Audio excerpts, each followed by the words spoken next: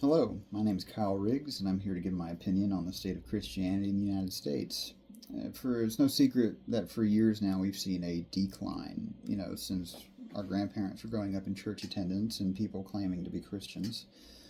And, in contrast to Western Europe, which has had 2,000 years to be Christianized, have, recently, just like us, seen a fallout from that, where they're mostly post-Christian in a lot of places in Western Europe specifically.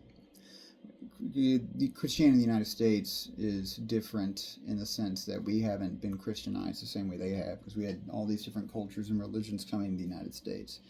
And so there's no single unified movement and single culture to where that could really take roots as a unified movement. Do I think Christianity in the United States is currently declining? No. I think we're starting to see at least a slight rise in church attendance. And Barna reports 39% of millennials report attending church weekly, up from 21% in 2019. And if millennials are, seen an uptick in attending church, so have Gen Z, in my opinion. And the key event that started that, I think, is COVID. It's forced people to confront themselves, and they're tired of the nihilism and the materialism that's being forced on us from the world. And they're looking, for answers, to be fed spiritually and to have some semblance of hope. In my case, here in the South, I think we're still riding up the coattails of the first Great Awakening. And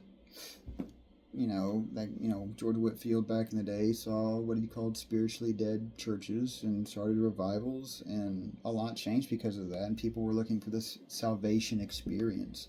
But I think we're starting to see the opposite effect of what Whitefield intended, because a lot of churches down here are looking for that as some sort of metric. We've had this many salvations, this many rededications, and this many baptisms on this Sunday. And that being the focus takes away from catechism and discipleship. And we're seeing the fallout from that, where people leave because they don't feel like they're getting anything from it. They don't, they feel change initially, and then they just go down. And unless we take care of those people in our churches, they're not going to stick around. And there's a large, number of people who have that exact same experience. But post-COVID, we've seen a rise in liturgical traditions of Christianity, more traditional versions. And so there's been an uptick in attendance for Anglican churches, Catholic churches, and Orthodox churches, of which I'm a part of. And so on any given Sunday in my church, since COVID, it's basically standing room only, which is it's a good problem. And Orthodox churches around the nation have reported the exact same thing, just an unprecedented boom in conversions.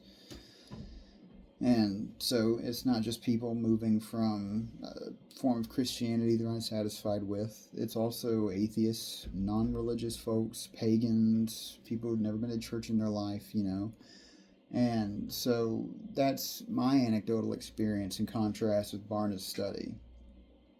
I think we're seeing a slight rise, and I think time will tell to see if that lasts. I think we're too close to COVID to tell. I think it's going to take another 10 years to really see the effects, or another big, large research study on it. But I think we're in a good position right now, and I pray that the Lord gives us the ability to follow through with the opportunity He's given us to take care of these people and catechize them well. Glory to Jesus Christ.